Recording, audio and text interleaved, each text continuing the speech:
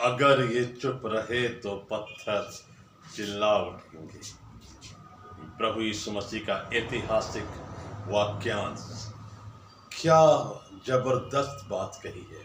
और ये बात उस समय की है मेरे मित्रों, जब प्रभु यीशु मसीह गधी के बच्चे पर सवार होकर यरूशलेम में प्रवेश कर रहे थे। लोग खुश हुए उनको देखकर। उन्होंने जो आश्चर्य किए थे उनकी वो बढ़ाई कर रहे थे, स्तुति कर रहे थे, कह रहे थे दाऊद की संतान की जय। धन्य है वे जो प्रभु के नाम से आता है, धन्य है वे जो प्रभु के नाम से आता है, आकाश में होशन्ना। फरीसी शास्त्रियों को ये बात हजम नहीं हुई कि कैसे बच्चे और लोग प्रभु यीशु मसीह की जय जयकार कर रहे थे। और उन्होंने कहा, हे गुरु देख ये क्या कह रहे हैं। तब प्रभु ने कहा, यदि ये चुप रहे तो पत्थर चिल्ला उठेंगे। वो वक्त उस समय से लेकर आज तक चल रहा है। प्रभु यीशु मसीह मंदिर के सफाई अभियान के दौरान कहते हैं कि क्या तुमने नहीं जाना, क्या तुम नहीं जानते कि वचन में लिखा है कि मेरा घर अन्य जातियों के लिए प्रार्थना का घर कहलाएगा। आज परमेश्वर के भवन में शुद्धिकरण की जरूरत है। आज कलीसिया में वो उत्साह की जो कमी हो गई है उसको पुनः पवित्र आत्मा की सामर्थ्य से भरे जाने की जरूरत है। और जो प्रभु यीशु मसीह का वाक्य है वो बच्चों को, शिशुओं को अपनी महिमा के लिए इस्तेमाल करते हैं।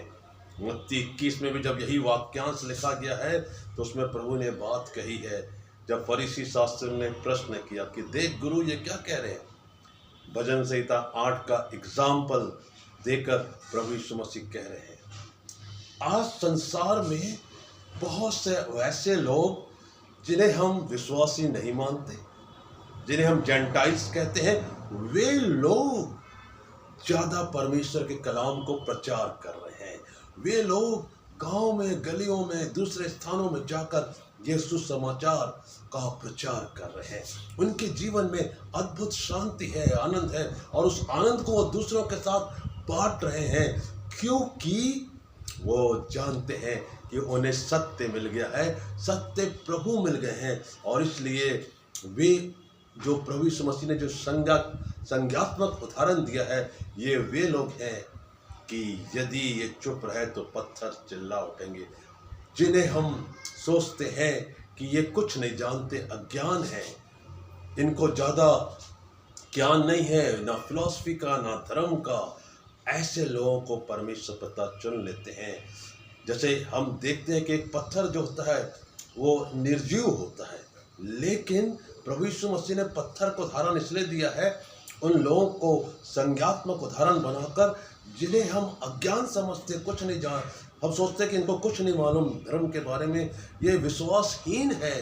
प्रभु ने कहा है, पौलुस के शब्दों में वचन है कि परमेश्वर ने जगत के मूर्खों को चुन लिया कि बुद्धिमानों को लज्जित करे, निर्बलों को चुन लिया कि बलवानों को लज्जित करे, और कंगालों को चुन लिया कि धनवानों को लज्जित करे।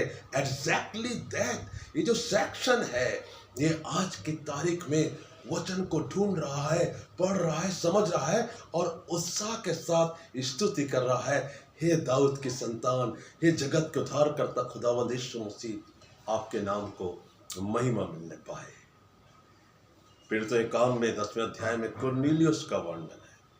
वो एक प्रार्थना करने वाला व्यक्ति, परिवार सहित यहोवा का भय मानने वाला परम व्यक्ति, और साथ ही वो यहूदियों को दान देने वाला व्यक्ति था। और फिर पतरस को प्रभु यीशु मसीह ने दर्शन देकर उसके पास भेजा कि वो सत्य का प्रचार करे, सत्य प्रभु के बारे में शुभ संदेश को सुने। और उसके बाद एक बड़ा आश्चर्यक्रम हुआ कि वहाँ जो यूनानी लोग थे उन्होंने भी पवित्र आत्मा का बपतिस्मा पाया, बाद में जल का बपतिस्मा पाया, और कुरनेलियुस के घर में एक बड़ी रिवाइवल मीटिंग हुई और पतरस ने एक शानदार बात कही, अब मैं समझ गया कि परमेश्वर किसी का पक्षपात नहीं करता। यदि ये चुप रहे तो पत्थर चिल्ला उठेंगे। आज मसीह समाज प्रभु के नाम से जो कहे जाने वाले विश्वासी हैं वो कहाँ खड़े हैं। क्या आश्चर्यक्रम निरंतर हो रहे हैं? क्या वचन का संदेश इन वचन को जानकार लोगों के द्वारा बड़ी ईमानदारी के साथ किया जा रहा है?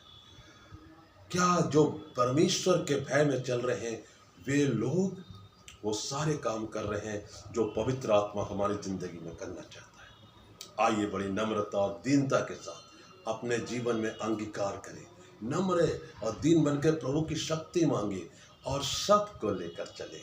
जब हम सब को लेकर चलेंगे तो याद रखिए कि जो विश्वासी है, जो नव विश्वासी है और जो नए नए रूप से हाल में कलीसिया में आए हैं, वे सारे लोग मिलकर कहेंगे कि धन्य है प्रभु जो दाऊद की संतान है, जो आश्चर्य काम करता है, जो जिसकी स्तुति करना सबसे महत्वपूर्ण है, जिसकी आराधना करना अच्छा लगता है, उसके नाम की जय जयकार। वचन के द्वारा खुदावंद यीशु मसीह आप सबको बहुत बहुत आशीष दे। आमीन।